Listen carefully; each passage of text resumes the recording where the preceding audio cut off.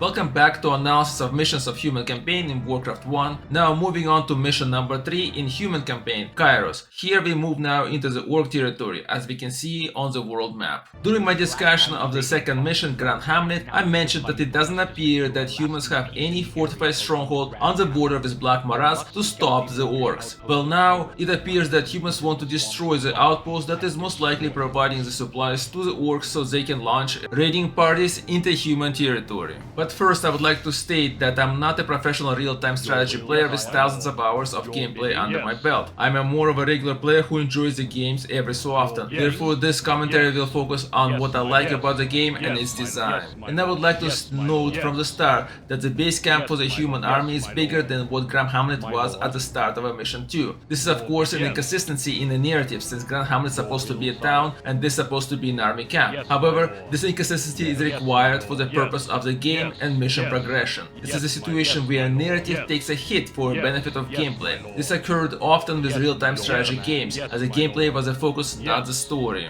Also, with Warcraft 1, the story was developed very late in the process. Bill Roper, who did the voice work for the game, was brought in late in development, and he was responsible for creating the story for Warcraft 1 and all the lore. Actually, he recorded the intro narration of the game before any story or lore was created. He came up with it on the spot. The actual story and lore was created in the last few months of the development, and this was common approach to video game development, as the first question asked in development is what game mechanics should be in the game, not what story is the game going to tell. So when Bill Roper started to work on the story, most of the development has been done and missions were designed. As a result, the developers would not have changed missions or made new ones just for the story's sake. Instead, the story would have to accommodate the existing developed assets and missions. Additionally, Warcraft 1 was envisioned as a multiplayer game. The designers were looking to create an exciting and fun-to-play game in which players would beat their friends. Lore and story were of secondary importance, and I think the only reason they exist in this game is to give it flavor. I don't think the designers expected the world of Azeroth to become what it eventually became. Although there's evidence that at some point attempts to create a richer single-player experience were attempted, however, this ran into issues of inadequate development time available before the game had to be ready.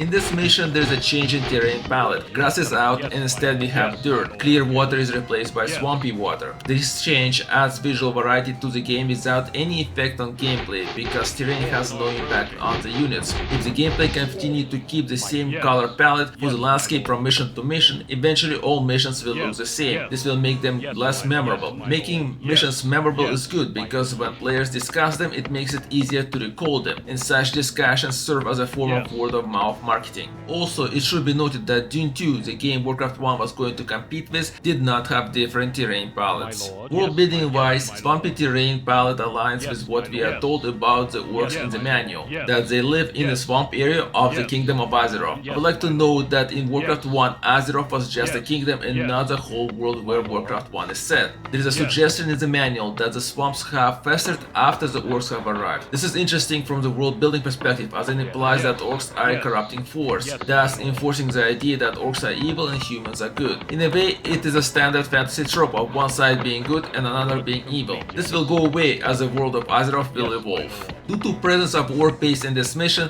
this could be interpreted as the last tutorial or first non-tutorial mission. The reason for it is because no new gameplay mechanics are really introduced in this mission. We will only see new buildings and units. An introduction of buildings and units with each mission is usually why single-player campaigns are created. Their purpose is to teach the player about different units and buildings that are present in the game. Tutorials are there to teach the player how to play the game. In some games like Warcraft 1, the tutorials are integrated into the single-player campaign. Now, since there is an orc base present, overall all orc attacks will follow same lines of movement across the map. As the computer trains its units, it will send them to attack the player's base, and the units will generally march along the same route. I believe this happens because game designers did not have the capacity to program the computer opponents to try to circle around the player's defenses. Instead, so that it's not so obvious to the player, there are orc units scattered around the map, which will also attack, and so there will be an impression that the computer is being smarter than it actually is. Another thing to note is that the computer opponent sees no fog of war. This is done so that it could actually be able to function and attack the player. My guess that if the computer opponent could see the fog of war, it would just not move its units, since it would be unable to determine where the player is. Additionally, there is a trigger that sends the remaining enemy units that are located anywhere on the map to attack the player base. It is triggered when the computer's base is almost destroyed. This serves to distract the player and is a last-ditch attempt for the computer to rescue the situation. It also serves a useful function, as it prevents the need to chase the last unit down on the map, which helps in completing the mission faster.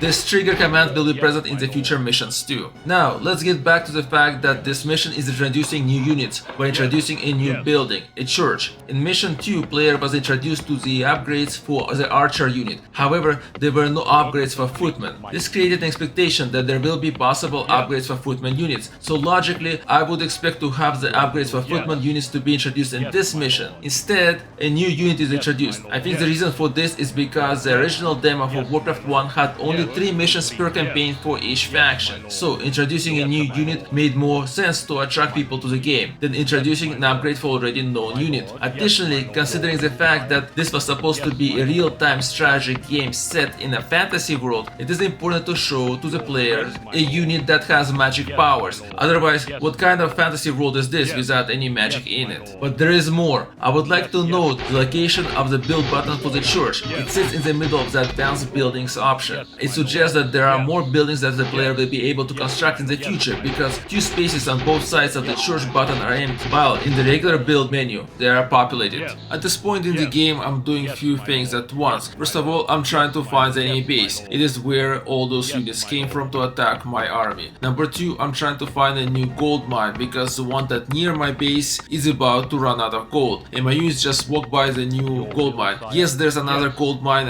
slightly north of the base, but I wanted to find the one that would be closer to me, and this one is much closer. And finally, I'm trying to build up a bunch of archers so that they will form the core of my army, and always will be the core of my army in the future missions. Also, I need to build a church. Now, for that I'm gonna need lumber and gold, of which I have enough, but I haven't been paying attention to how much resource I have. Instead, I'm keep sending my peasants to chop down wood, because I'm expecting myself to run out of lumber at some point, even though that's not the case. Now I'm building 2 roads so I can build a church, and another barracks so I can build faster more archers. Now, finally, we're gonna build the peasant that will be doing the construction of the church. But first, I'm gonna send the peasants that were mining gold to the new gold mine, because the other one ran out of gold. And now, finally, we're training the peasant that's going to build the church. But this time, given the resources that I have, I could have built the church a few times over. However, I wasn't paying attention to the resources. It was more kind of curious, exploring the map and leading my army around. Here's a peasant, and we're going to build a church now. So I'm going to go ahead, select it from the build menu,